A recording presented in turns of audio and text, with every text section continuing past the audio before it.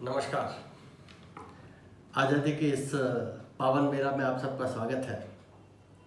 और बड़ा सुखद संयोग है, आज शनिवार है, तो शनिवार को मैं आपसे रूबरू होता ही हूँ। और आज 15 अगस्त भी है, तो ये बड़ा उत्तरदायित्वपूर्ण आपसे बातचीत हो गई। तो निश्चित रूप से फिर आज हम जब बात करेंगे तो स्वतंत्रता को लेकर के ही करेंगे। पर आपको एक कविता सुनाता हूँ। भारत के स्वतंत्रता संग्राम के समय ये कविता लिखी जयपुर के ही एक कवि ने, उनका नाम तो मेरे को याद नहीं, विस्मृत हो गया, पर 1939 में लिखी थी। तो वो कहते हैं, सुनाए तुम्हें हम के क्या चाहते हैं, हुकूमत में रद्दो बदल चाहते हैं, मिटा देंगे जुल्मों की हस्ती को या फिर खुद जहाँ से मिटा चाहते हैं। हमारा वतन है और हम हैं वतन के, नहीं गैर का दखल चाहते हैं। महाराज गोरों की कठपुतली है, उन्हें मुक्त करना स्वयं चाहते हैं। हमारा वतन है और हम हैं वतन के, नहीं गैर का अब दखल चाहते हैं। जुलूसों व मीटिंग के कानून काले, हटाना ये पाबंदियाँ चाहते हैं। सुनाए तुम्हें हम कि क्या चाहते हैं। क्या खूबसूरत पंक्तियाँ हैं। सारा स्वतंत्रता आंदोलन ना समेट के रख दिया। आज़ादी के बाद हम कैसा भारत चाहते थे वो प्रकट करके रख दिया। ये भी बता दिया कि राजशाही जो है वो अंग्रेजों के साथ मिली हुई है। पता है, हमारे जो व्यवहार है ना आम भारतीय का, वो अब जो जनरेशन आ रही है उसमें बदलाव आएगा। पर जो कुछ मतवाले थे, कुछ क्रांतिकारी थे, उन्हीं को अखंड भारत की कल्पना थी, उन्हीं को सांस्कृतिक भारत की कल्पना थी। सामान्य जन तो रियासत को ही भारत मानते थे। और ऐसे दस्तावेज भरे पड़े हैं जहाँ पर लोग रियासतों पर जितने लोग शासन कर रहे थे, उनके वारिस थे, वही सोचते थे कि अंग्रेज चले जाएंगे तो हमारी रियासतें वापस मिल जाएंगी, हमारी राजशाही वापस आ जाएगी।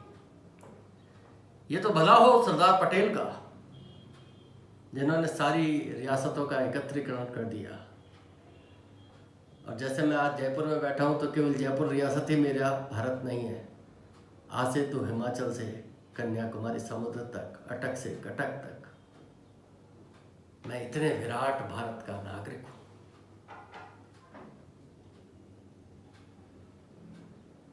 पर क्या मैं उस भारत को अनुभूत कर पाता हूँ? मैंने आज़ादी के लिए संघर्ष किया, मेरे पुरखों ने आज़ादी के लिए संघर्ष किया, मेरे मित्रों ने किया होगा, हमारे पुरखों ने किया, हम सब ने किया। हम स्वशासन के लिए, स्वतंत्रता के लिए लड़ रहे थे। हम कहते थे अंग्रेजों को कि हमें तुम नहीं चाहिए, हम खुद कर लेंगे।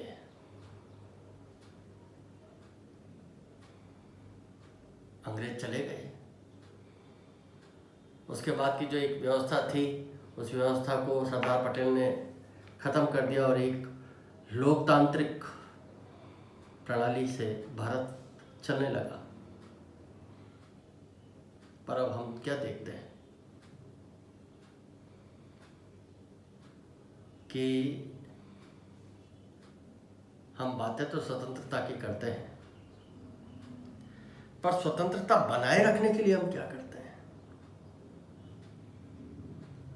हम जब किसी जीप को आग लगाते हैं, हम जब किसी ट्रेन को तोड़फोड़ करते हैं, हम जब बस की सीट को फाड़ते हैं, हम जब कॉलेज का फर्नीचर तोड़ते हैं, हम जब चोरी करते हैं, हम जब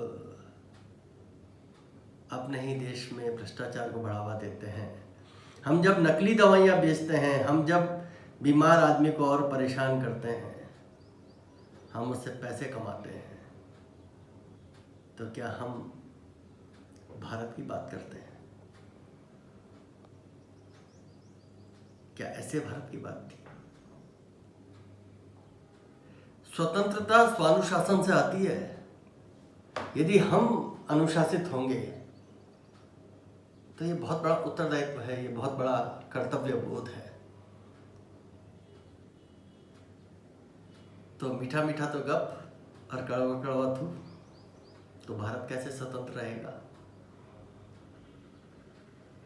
स्वतंत्रता का मजा नहीं आ रहा है।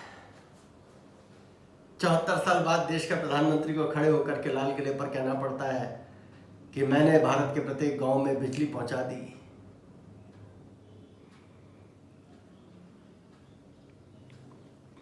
भाई, जिस गांव में आज बिजली पहुंची है उसके लिए तो आज स्वतंत्रता है। हमको पेयजल मिशन, हर घर में स्वच्छ पानी पहुंचाने के लिए मिशन चलाना पड़ता है। तो सोचो ना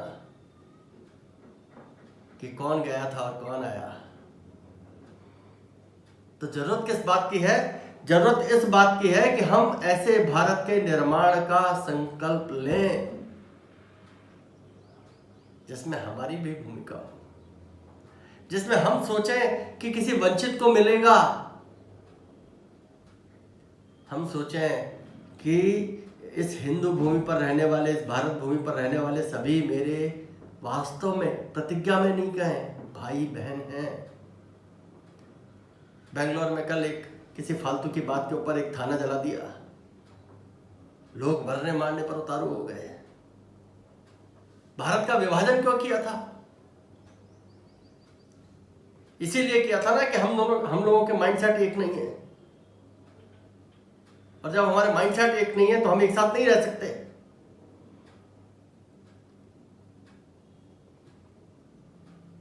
तो जो रह गए उन्होंने ये कहा कि साहब हमारा माइंडसेट तो यही है, मेरे पुरखे यहां दफन है, मैं पूर्व जन्म में भारतवासी था, मैं मरना भी भारतवासी चाहता हूं,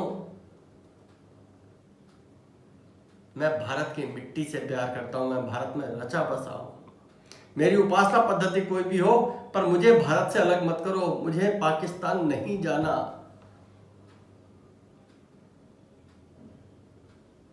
और उन लोगों ने भले ही, मतलब एक बड़ा व्यंग है कि मुंबई में रहने वाले बहुत सारे मुस्लिम पंथियों ने पाकिस्तान होने को लेकर के मतदान किया था, पर गया कोई नहीं। उन्होंने कहा हाँ था पाकिस्तान बनना चाहिए, पर जब विभाजन हुआ तो वो तो नहीं गए। तो क्या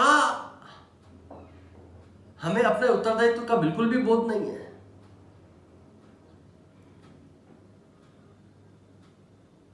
और समाज में सबको अपना अपना उत्तरदायित्व तो निभाना ही पड़ता है, निभाना ही चाहिए।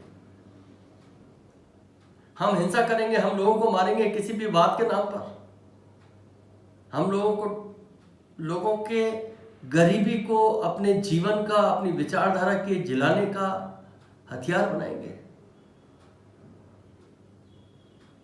हम ऐसे लोगों के साथ उठ करके बैठेंगे और नारा लगाएंगे, भारत तेरे टुकड़े होंगे। तो मैं समझता हूं कि ये आजादी के ऊपर सबसे बड़ा कलंक है। वो विचार भी, वो विचारधारा भी, वो शिक्षा भी, और वो लोग भी जो भारत के टुकड़े होने की बात करते हैं, जिनके दिमाग में ये विचार भी आता है। पर ये कब तक बोलेंगे? ये तब तक बोलेंगे जब तक भारत का जो मूल नागरिक है, जो भारत की स्वतंत्रता के लिए लड़ा, जो भारत में रहना चाहता है, जो भारत की आत्मा को महसूस करता है, वो खामोश है। तो खामोशी तोड़ दो, अपने अंदर रग रग में इस विराट भारत माता को महसूस करो। अरे तुम कौन हो? तुम सूर्य पुत्र हो। अपनी शक्ति का एहसास करो। अपनी भारत माता है, अपना देश है। हम ना तो इसको कोई नुकसान पहुंचाएंगे और ना पहचाने देंगे। ये दृढ़ संकल्प करो। जब तक हम ये दृढ़ संकल्प नहीं करेंगे तो आज़ादी के साल ही गिनेंगे हम। 74 साल हो गए, 75 साल हो गए, 100 साल भी हो जाएंगे। केवल एक व्यवस्था भारत के लोगों द्वारा, लोगों के लिए, लोगों द्वारा चलाई जाने वाली व्यवस्था, लोकतंत्र। इस लोकतंत्र में लोग अपनी जिम्मेदारी का एहसास करें तो तंत्र भी अपने आप जिम्मेदार हो जाएगा। अभी क्या है, तंत्र लोगों को हाँक रहा है। मतलब लोग कह रहे साहब हम आजाद हो गए, किसी को कोई भी गाली देंगे आजादी चलेगी। आजादी एक उत्तरदायित्व है, आजादी एक जिम्मेदारी है, आजादी एक चुनौती है जिसको रोज हमको संभाल के रखना पड़ता है। आजादी बेशकीमती है जिसकी रक्षा करनी पड़ती है।